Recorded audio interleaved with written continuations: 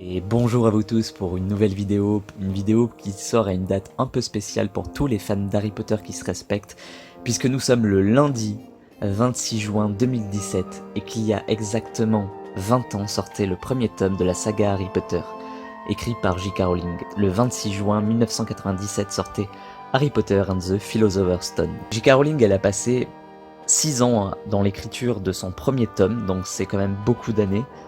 Et ce premier livre a été initialement tiré à 5000 exemplaires, et en France, le roman il a été publié le 16 novembre 1998, donc un peu plus d'un an après la sortie anglaise. D'ailleurs, si on s'arrête sur les titres, puisque en français, l'adaptation littérale du titre anglais, ça aurait dû être Harry Potter et la pierre philosophale, ce qui n'est pas le cas puisqu'on a Harry Potter à l'école des sorciers.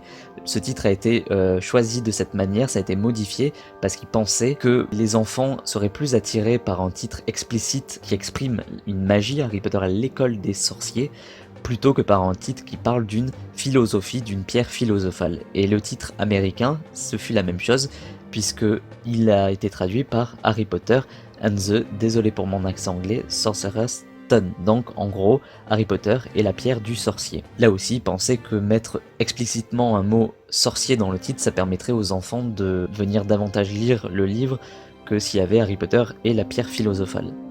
Il y a un truc également sur la couverture qui est hallucinant, moi je trouve, c'est que les tout premiers exemplaires, le tout premier, il apparaissait dessus Joanne Rowling. L'éditeur, trouvant que le titre attirerait un public de garçons, il a pensé que le public n'aimerait pas voir un auteur féminin sur la couverture. Et du coup, il a demandé à J.K. Rowling de ne mettre que ses initiales, J.K. Rowling. C'est hallucinant, ok, c'était il y a 20 ans, ça a quand même beaucoup changé, mais ça montre que dans le milieu de l'édition, les femmes ont moins de chances d'être publiées et de plaire que des hommes. Je n'ai pas eu la chance de lire les livres avant de voir les films. J'ai connu Harry Potter en allant voir le tout premier film au cinéma en décembre 2001 lorsqu'il était sorti. Et le film m'a tellement plu que du coup j'ai décidé de lire les livres après. Donc j'ai lu... Alors j'ai pas commencé par le premier en plus, j'ai commencé par le deuxième tome et après j'ai lu dans l'ordre et je les ai lus au moins une centaine de fois sans exagérer.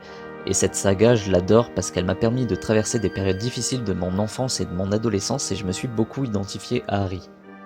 Je pense que ma scène préférée dans le premier livre, c'est quand Hagrid il annonce à Harry qu'il est un sorcier, parce que qui n'a pas rêvé de voir débarquer un géant qui lui apprenne que c'est un sorcier, qu'il est admis dans une école de magie.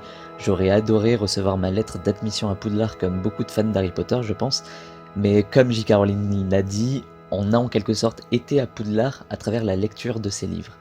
Alors le premier tome, et d'ailleurs dans les films c'est un peu pareil, on a souvent tendance à dire qu'ils sont plus faits pour un public d'enfants comparé au dernier livre et au dernier film où là ça s'adapte davantage à un public d'adolescents voire même d'adultes. Moi je suis pas d'accord, je trouve que le premier livre, oui il y a beaucoup plus d'éléments joyeux, d'éléments de la magie, mais il reste sombre quand même. N'oublions pas que ça traite d'un orphelin dont les parents ont été tués par un mage noir et qui va devoir faire face à ce mage noir. Harry c'est un orphelin, sa vie elle est pas facile, donc déjà le premier livre il donne le ton et il est pas forcément si joyeux que ça. Mais après c'est vrai que déjà par la grosseur du livre, Harry Potter à l'école des sorciers ou Harry Potter and the Philosopher's Stone reste un livre avec un nombre de pages assez réduit, surtout quand on le compare à d'autres romans de la saga comme Harry Potter et l'Ordre du Phénix, qui est le plus gros livre de la saga. Je trouve qu'il y a une différence entre Harry Potter à l'école des sorciers et les prochains romans à venir, c'est que Harry Potter à l'école des sorciers, d'un point de vue littéraire, donc je parle du livre, hein, pas des films, il est pas très détaillé, il n'y a pas beaucoup de détails qui décrivent comment fonctionne le monde de la magie. Dans les livres à venir, je trouve à partir du troisième livre, Harry Potter et le prisonnier d'Azkaban, là on a davantage de détails qui développent l'univers de J.K. Rowling. Je remercie J.K. Rowling d'avoir eu le courage d'écrire jusqu'au bout pendant ces 6 années son livre, parce que sans ça on n'aurait jamais connu son univers, qui est génial et je la remercierai jamais assez. C'est une femme qui a mis dans son roman des valeurs humaines très importantes.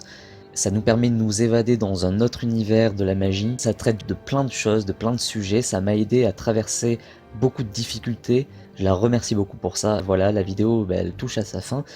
Si je voulais parler du premier livre, la vidéo durerait des heures parce que j'ai beaucoup de choses à dire.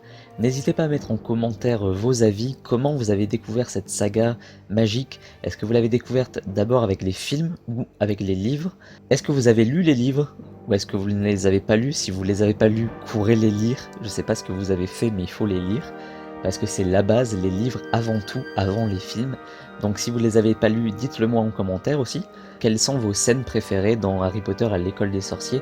Et est-ce que vous avez l'habitude de le lire en anglais également? Parce que moi, comme je vous l'ai dit au début de la vidéo, je ne les ai jamais lus en anglais, à part quelques passages, parce que mon niveau d'anglais est pas assez bon. Mais j'aimerais bien un jour les lire en anglais. Donc si jamais vous préférez l'écriture même de J.K. Rowling ou la traduction de Jean-François Ménard, enfin voilà, expliquez-moi, dites-moi tout dans les commentaires et ça me fera vraiment plaisir.